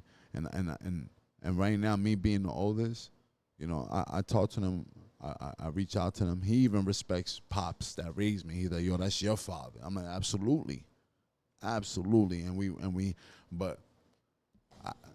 I'm different, man. I don't hold no animosity because I don't know the true story. And the only person that knows the story in my eyes is God, man. That's what's Respectfully, up, you bro. feel me? So Hell yeah. that was my forgiveness right there. Now, Biggs, man, you now we're at the point where you're out. You're really trying to turn your life around. You know, you're really trying to do things differently. You don't want to go back to the dark path. You know, you met your father now. It means things are going well in your life. You have people. You met other brothers, other siblings that you never even knew about. Right. You're now inspiring, and you're an aspiration for a lot more people than you were even before you stepped into that cell. Yeah. So my question to you is, man, like with everything going on with like the music and being out here, how has the music industry and like you being involved and being an artist and producing music, how has that affected your career, and how's that affected your personal life and your journey throughout life too? Man, I've been done with music. You know, I got almost 15 years with L's Up. You feel me? I created a label back in the days where you know, I was just sitting in my room. I said, what am I going to do? I need to have my own. You know what I mean? When I was smoking, and it came, what do I represent? And that's love, loyalty, and life, man. Without love, there's no loyalty. Without loyalty, there's no life. And to me, life is my kids, God, my family. You know, anybody that I you love. represent that a lot. 1,000%. I even when police back in the day be like, oh, Mr. L's Up, brother. Yeah, absolutely. Because you know what? It's not no gang. It's not nothing violent. I created something that you represent love, right? Yeah. You represent loyalty, right? Yep. You represent life. Let's go. What's life for you, man? Life is my children, Fire. my family, God. That's feel me? that's your foundation right Yeah, there. but I went to prison repping this. Yeah. I came Let's home go. repping this. I'm dying repping it. My kids know what else up. Yeah. You ask my daughter right now, you go, what do you love about your father? And she'll tell you, I love him because he shows me love, loyalty, and life. So would you say that the inspiration behind all your music and all your creativity is love, loyalty, and life? Love, loyalty, and life. Pain, realness. Fire. Yourself. How do you balance being a barber, music life, chasing your dreams, chasing your goals? Because I mean, man, Being I a think father. being a father and all this. How do you balance all that? How do you live the Biggs life? It's to be honest, man. We all battle mental health. You feel me? We talk a lot about that here. Yeah, bro. We all battle mental health, man. And I don't know, man. I don't know what got me keep going, bro. You know, there's days where I'll cry. You feel me? There's days where I break down. Where I'm like, damn. There's days where I will only feel realness when I was behind that cell. You feel me? Because of how the world is. You know, there's days where I get scared for my kids of like, damn, I know I'm not a perfect dad, but I'm trying. You feel? There's days, you feel what I'm saying? But what keeps me going, bro, is that you got one life, bro. I got one life. I want to at least feel like I tried. There's some people that don't try at all, bro. I was 600 pounds. Yeah, man. Big You feel respect me? I was to you 600. on When I that. was in prison, I'm in 3 years. And the dude that was doing 32 years, he come up to me, he's like, yo, bro, Biggs, how much time you got left? I'm like, yo, bro, I don't want to. We don't talk about that. Yeah, he was like, yo, bro, how much time you got left? I'm like, bro, I don't want to talk. He was like, bro, how much time you got left? I said, I got 2 years left. He's like, bro, I've been here 32 years. I get a haircut twice a week. I see my wife and kids every 2 weeks. You feel me? I've been with my wife for over 18, 20 years. I work out every day. I'm doing life, bro. I've been here 32 years. What is your excuse, my brother? Ooh, and you were big at this time. Bro, I was huge, 608. So in you were prison. You were In 3 prison. years in prison, still big. Hell yeah, bro. What? I had a store. Yeah. I was Bodega Biggs, man. This I was guy- eating lovely in there. This guy checked you and what? You Not checked me, just But like he was a gave me brother. He mo- looked he was just not like, checked bro, you in a what is- weird way, but like yeah, checked you as like a he brother. he was just like bro, checking for my health. looking out he was, for he you. looking out, like showing like, bro, what is your excuse? I'm a lifer. Bro, he's doing for you what Eric tries to do to me every day, but I don't listen. And you feel me? And he was like, yo, from here on out, we're going to work out every day. And then I started working out with him. I started working on my man Rock. I Fire, started working man. out with my man Ace. And Look these, at that. these are dudes that was doing life. You know, both of them flipped and came home. Now they trainers. And I lost 225 pounds in prison my last 2 years. I came home. I was 348 pounds when I came home. And then I put it back. Because when you're locked up, you don't have a lot of responsibility, but just do your time. Yeah. Eat food, talk shit, and do your time. But when you're in this world trying to change your life, knowing you was making $5,000-$6,000 a week or whatever, to working a 9 to 5, your first job coming home from prison, you go to work at Chick-fil-A, you don't want nobody to know. You feel me? Yeah. I put on that weight because I'm like, damn, yo, I respect it now because when I was hustling, I would be like, man, I'll never do a 9 to 5. I used to, man, fuck out of here. Bro, I respect it. You feel me? It's crazy, man. And honestly, bro, it shows once again another guest coming on here with us and show us like even inside prison, man, the people you're around makes a huge influence. The people who you're hanging out with, the people who you have inspiring, the people you have talking to you, the people you have giving you an advice, it makes a difference, man. Like My guy was in prison, and he involved himself now with the right people who are trying to give him the right mentality here, saying, yo, take care of yourself. Look what the fuck happened, my guy. Yo, Biggs, stand the fuck up right now, bro. Stand up. People saw the video of you, bro. Look at this guy, bro. Let's go, bro. It's crazy. Hell yeah, I'm proud of you, bro. I'm proud of you, bro. I had surgery. Shout out to my family. Shout out to I had surgery last year, man, and it's been a ride, man. I haven't been this small since over 28 years, man. 29 years. I ain't never. I feel like this is what I've been missing my whole life. Yeah. The way y'all skinny motherfuckers been out here. You feel me? No, bro, that's awesome, bro. I actually, man, before we even continue this, I wanna bring in someone here because the moment he heard that you were gonna be here, he messaged me like I told you, bro. Yeah. And this guy really wanted to come in when we talked about this aspect of what you've been doing. Nate, can you come in here, bro? Yeah, we got Nate Martino in the house. Shout out to Nate. Yeah. I got a mic here for you, Nate, right here on the floor. Guys, mic number 4, if we can put that on for Nate. I got her set up.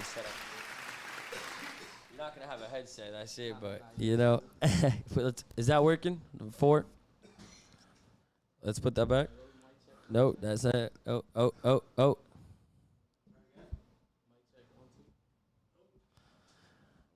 Go. Yeah, you guys should just do that then, Nate, real quick. Mic check. All right, that one's working. Cool. Yo, I actually want to talk about something, man, because Biggs, you've been very involved in the community, man. And one of my guys here, my big friend since freaking middle school, bro, is Nate Martino. He's been also involved in the community, making a difference, being a coach out there, inspiring people, inspiring these kids, truly getting them out of the streets and showing to them that there's more than out there. You know what I mean? The streets is not the only way to go. Dude, it's inspiring to see guys like you, like both of you, really making a difference. And when it came to that, bro, Nate's like, man, I've been seeing everything Biggs doing. Like he really inspires me, and I really want to talk about it. So, I mean, first I want to ask, what really inspired? First, like, question for you, Biggs, is what really inspired you to get involved with the community, helping out kids, getting kids out of these dark paths? Maybe what we can do here is give this mic to Nate, and then you guys can. What got me involved is, man, shout out to Bill Phillips, man. He's a counselor in Framingham, Massachusetts. His office was at Keith Technical High School, and he was just a counselor for the people, man. And for some reason, he took me in, man, like a father figure. You know what I mean? Even when people felt different about him, I just something about Phillips, man, changed my life. You feel me? And I remember I got in trouble in court, and I was like on probation, and I had to do some type of what do you call it, volunteer? Like you have to do community service. And one of my community services was to talk at a school. And when I went to the school, it was about like 150 kids, middle school at that. And I'm like, and he's like, yeah, we're gonna bring out this next troublemaker. His name's Biggie. You know, he would call me Biggie for some reason. And he was like, yeah, I want to tell your story. And when they passed the mic to me, I froze up. You feel me? And then they were like, no, you gotta speak. If you want to get out of probation, out of show, you gotta speak. And bro, I fell in love with the shockness. I fell in love with the, oh man, you made me think different. You feel me? I just fell in love with the love. Like, damn, my words meant something to these kids. That's probably where your motivational speaking shit started, like gaining interest. Yeah, it's just that's where it started for me. Yeah. You know?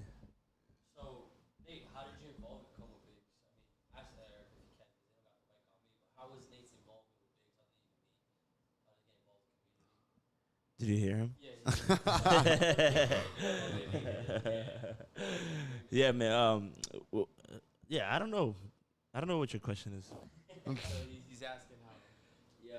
Where's my mic? All right, guys. So when did you guys come together? When did you guys meet? What was your involvement in the community together? And let's talk about it. I want to hear, Nate. Bro, who was Biggs for you, bro? What's the inspiration? What's everything this about?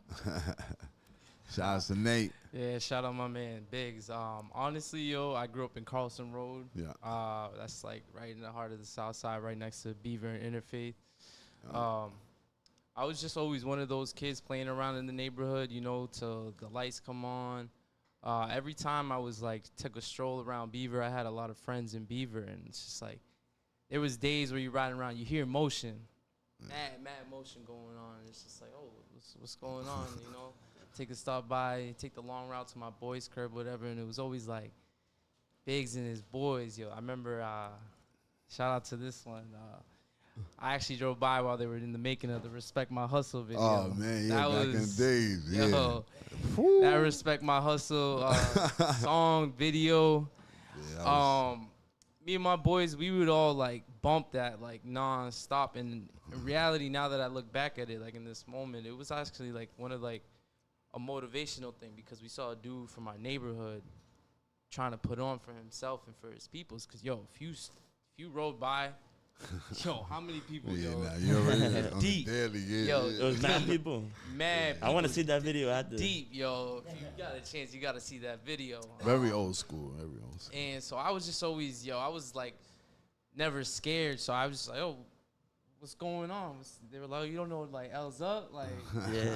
we're like, oh, what's like, What is this? what is this? Yeah. Yeah. So it's just like, even before that, we'd see each other around in the neighborhood, but like, as I'm getting older, I'm recognizing like who he is and what he's trying to become at the end of the day. Because in Framingham, like, you don't get that supporting cast Right. that you feel like everyone deserves, because everyone's doing the right thing around here, but there's not a lot of support system. But like, when you're genuine, you get the support that you deserve. And it's just like the amount of people that he has surrounding him, the amount of people, you guys know when Facebook just came out, Oh, like, it yeah. was hot. Everything Yeah. was all over Facebook, MySpace at the time too. Like, that was a crazy time. And to answer your question, it's just like who he was somebody who was not afraid to really showcase their talent and to really try to make something of what they got. And it's when you take a look at that, and you guys obviously heard his story. We heard I was like living piece of stories that I've seen a lot. Yeah. And to who he's become today, like, it's amazing. And Thank pretty much we just took that and ran with it, no matter what the situation was, because it's like, oh, yo, if Biggs, like, from our neighborhood could do it, like, yo, we could do it. No Hell matter yeah. no And we matter still what it was. doing it, And we man. still, Let's yeah, go, yo, we bro. still Still doing it, yo. doing it, We man. put it on for our community. Yeah. We haven't left. A lot of people take their stuff up and dip because of the situations in Framingham. They can't really handle it. Yeah. They're not, like, in order to be a leader, you got to have that mental toughness, bro. You I know what feel I'm it. saying? Like, so it's like one thing I always told myself is, before I leave Framingham, I got to leave a stamp Mm-hmm. on, I love that, bro. I got to do everything that I can to do to help change this community. Once I personally feel like I've done enough, that's when I'll pack it up and dip. But Hell yeah. I'm only 26, and I just started a few years ago. So there's a lot of work to be done. Let's go. Still around the community, yo, every day with these kids, trying to mentor them, trying to send them in the right direction, just like as Biggs used to do, because he mentioned that he was a motivational speaker. And what actually shocked us is when he came into our school, and now I'm seeing, yo, this dude from my neighborhood talking to me in my Fire. school about, Hell yeah. Someone to look up to. yeah, someone. And like, at the end of the day, we all knew, like, behind the scenes, Biggs is talking like this to us, and on the block late night type. And it's just like, it registered, but it didn't in that way where we took it as a negative. Yeah. You know what I mean? It's like, yo, when you have one of your OGs talking, you listen. You know what I'm saying? So It's like when mom talks, bro. You Yeah, shut up yo, and listen. you But when shut you up see and someone listen. from where you grew up, from truly where your origins are, your roots are, you gotta listen, bro. exactly, The respect was there, exactly, and it 'cause, was yo, more than just him being a motivational speaker. You could tell it was genuine. You could Yeah. tell, you could feel everything that he was saying. And Fire.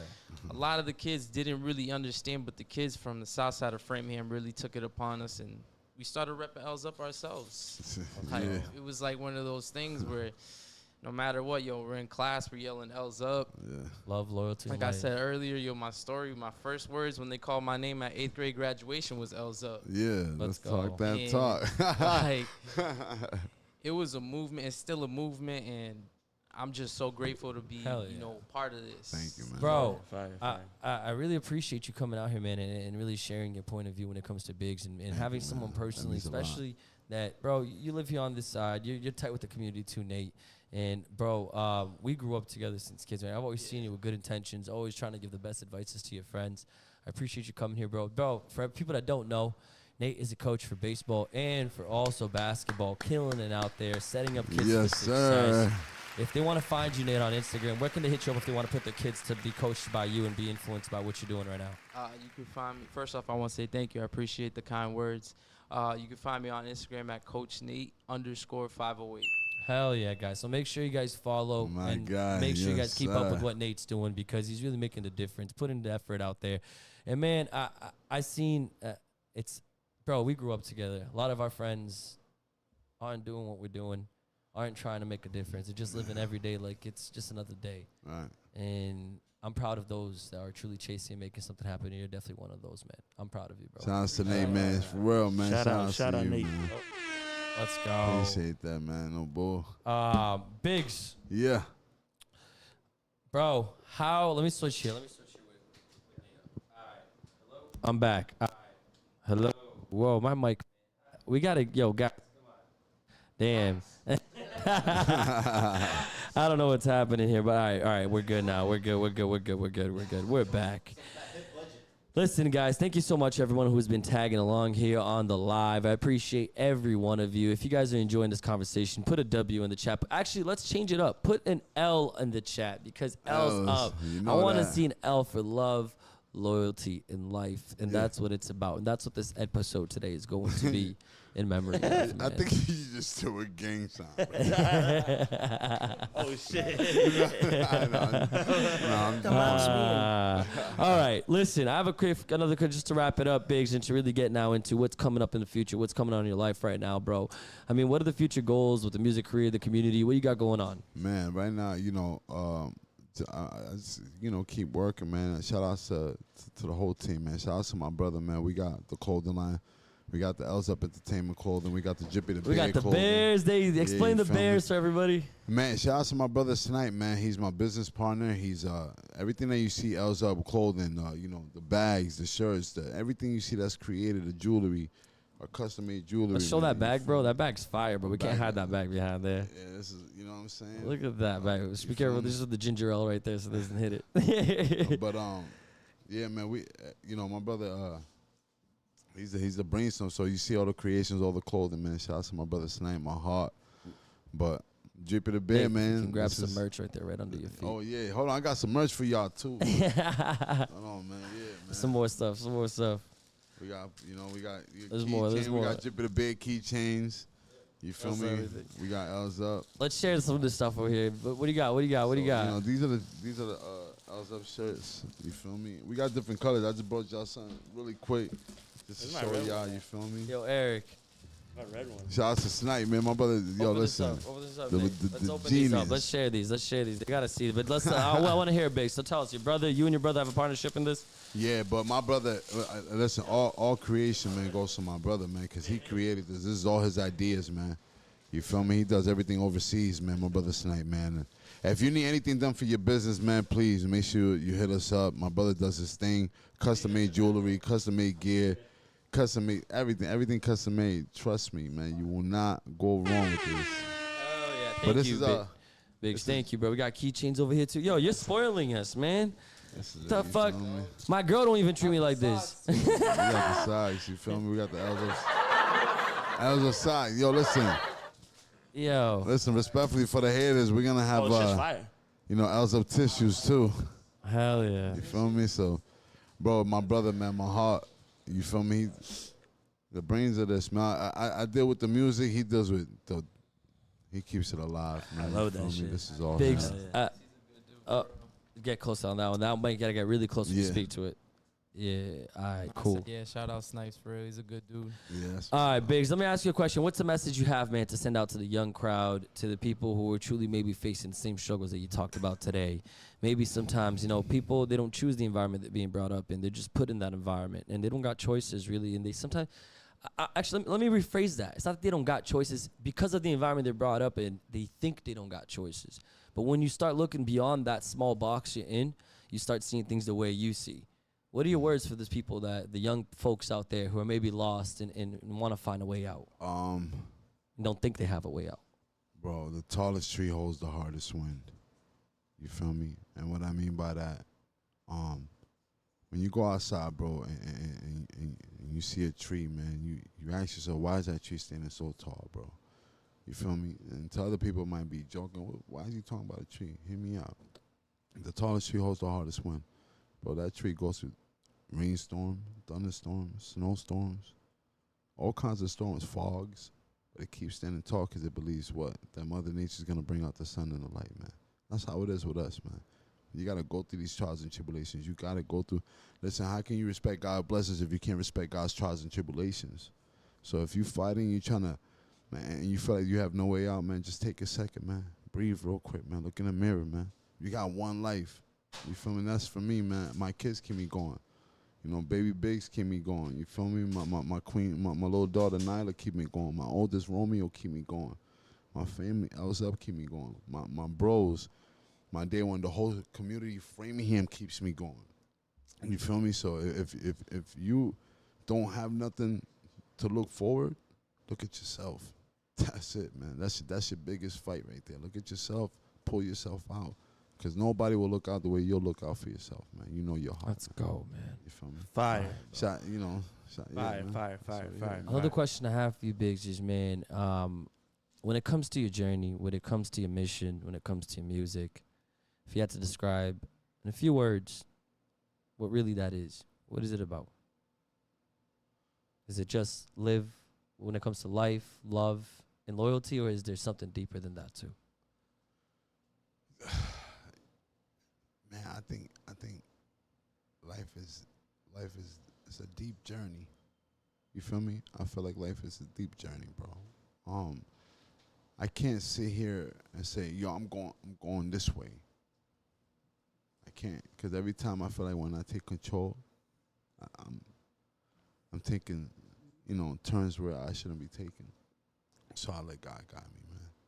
What keeps me going is just knowing, but like, man, come on, man, we gonna go through this. Lifting your own spirit up. That's what keeps me going. It's like crying, but like talking to God, like, yo, bro, I know we got this. And always reminding myself, bro, stay humble. There's always somebody that got it worse than you. You feel me? That's what keeps going. Hell yeah. You feel me? There's people that's happy to eat grits every day of their life. Overseas kids that walk with no sandals. And I complain about the dumbest shit. Bro, keep going. Don't keep going. Just keep going, bro. Be humble. You know what I mean? Hell yeah, man. Bro, young Biggs in the studio, really coming in. Man. The level of vulnerability here tonight, the level of authenticity, man, the level of just being the realness, man. I think we all saw how real and raw you were here tonight. And we really appreciate the content and really appreciate the story. I just want to give a shout out to y'all. Shout out to, Nate. Shout out to everybody that, that's tuning in. And, shout out to the whole Elza family. Shout out to my bros, too, man. Right now, it's like a little show tour that we got going on with my bro, Mula Monopoly from Worcester, Massachusetts, headliners. You feel me? My man Blaze from, 5 Star Fresh Records, man. Right now, we all together as 3 artists, man, and we're pushing, man. We all push each other, grind each other. So shout out to them, because right now I'm doing shows with the bros. You feel me? Fire. So when you see us, man, it's us, never them, man. This is just let us know. We'll pop out if it's any time. Oh man, Sunday, man. It's gonna. But Sunday's my birthday. We got a show in Providence, man. Club Mezzo Lounge. Yo. So we in the building, man. If it, you know what I mean? Yo, I actually, man, we got Young Big's birthday coming up. We also got Eric's birthday coming up Friday too. Yeah, let's get it, man. Let's Happy go. birthday. I want to get everybody that, here in the studio to sing a quick happy birthday to these two, man, because we're not gonna be able to have a live on your birthday, Eric, or we're gonna have a live on your birthday, Young. So we gotta sing happy birthday today. Happy birthday to you. We got the mask on. Happy birthday to you. Happy birthday, dear Eric and Biggs. Yeah. Happy birthday to you. Let's go, motherfuckers. Fire. Listen, I fucking love you both, man. Too many more years of wisdom, of health, of success, and a lot more coming both of you guys' ways, because listen, man, it's all about the journey. It's all about the tough times. I mean, the 4 of us sitting here, we can all say we all been through tough times. Yeah, absolutely. We can all say that at the end of the day, man, life isn't easy. Things get tough, but what matters is the people that surround you, the people who you push for, your values that you push for, and truly what you really believe in. And I think faith has been a big journey of your life, Biggs. You know, that's my takeaway from your episode today is be faithful. Believe not only in yourself, but that there's a bigger power out there really leading your life. Listen, I'm gonna end my part like this, man. You're gonna make mistakes. You're not perfect. You're gonna go through trials and tribulations. You're gonna go through dark moments. You're gonna go through things that you feel like, oh, why me? Why me? Don't question it, man. Just go through it, fight it. But fight it with God if you're a believer, man. Fight it with faith if you're a believer, man. If you got kids, fight for your kids. If you got your wife, fight for whatever that you love. But you got to start with yourself. Love yourself. Be honest with yourself. Know that you're going to make mistakes. Know that you're going to go through what you go through. And know that you can ask God for forgiveness, repent from it, and keep pushing. You feel me? Fire. YB. Let's go. Shama. Eric, what's your biggest takeaway from today's episode, bro? He said everything, man. It doesn't matter what you go through, you know, just like that reel that we just posted last week or whenever it was. Keep going, man. The L's are on the way, but the W is coming right after. Yeah. Hell yeah. There's always light at the end of the tunnel. Yeah. You know, so Hey. and one thing that we always you can go. No, one thing. One thing that we, you know. Oh, wait, no. So before, I yell it. Sorry. Nate, what was your biggest takeaway today from the episode, bro? Honestly, keep pushing no matter what. Like life circumstances. Oh. You hear me? No, the You wire. can't you Don't can't touch the wire. No matter what like circumstances has, God always got the last word, and if you always put Him first, nobody. There's no like, what's that word I'm looking for? With Him, who could be against us? Hell Yeah, yeah. absolutely. That's what I was looking for. Let's go. Hell yeah, man. Like I said, bro, whenever we bring a guest on here, one thing that we do ask them is like, when you hear, you know, the words high in power, you know, what comes, first thing that comes to your mind? High in power.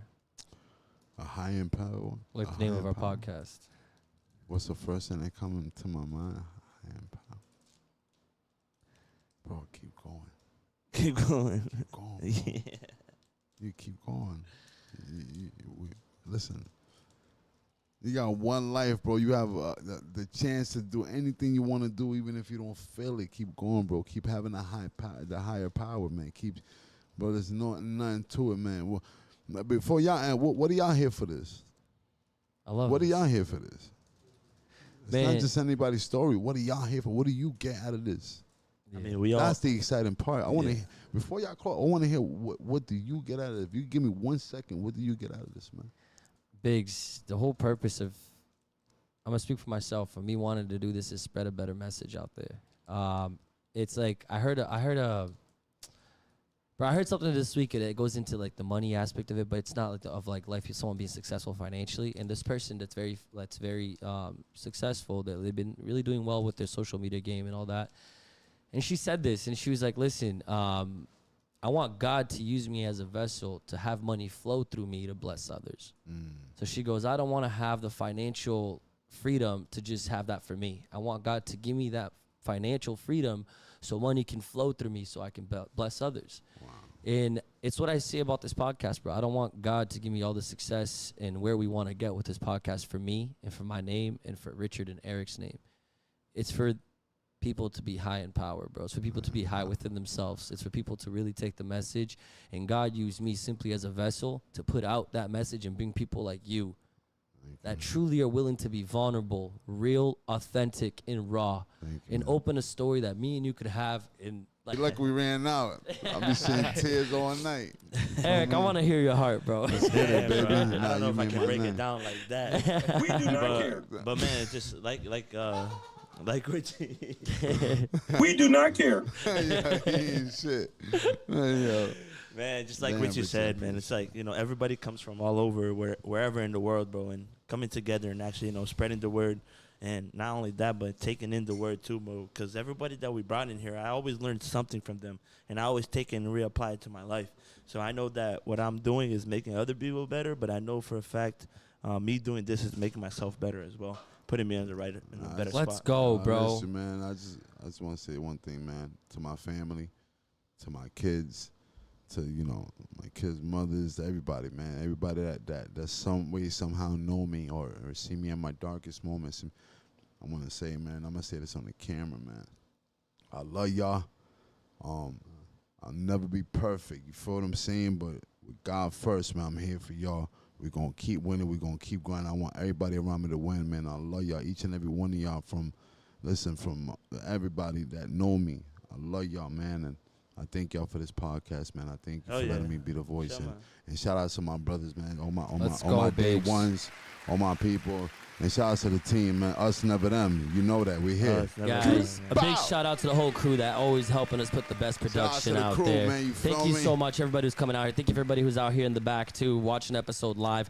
Again, guys, we listen. Mama, we did it. We can't do this without you guys. Please make sure to always like, subscribe, share. Make sure you guys always take part in everything that we're doing. We are having events. We have the Christmas event 2024 coming. A Chance to Dream is coming again, man. And guess what? We're thinking about throwing a Halloween party. We don't know what's going on, but the news on that is coming out soon. Thank you so much, everybody. Episode 60. We're going to make it happen. Nate, thank you so much, everybody. Let's go.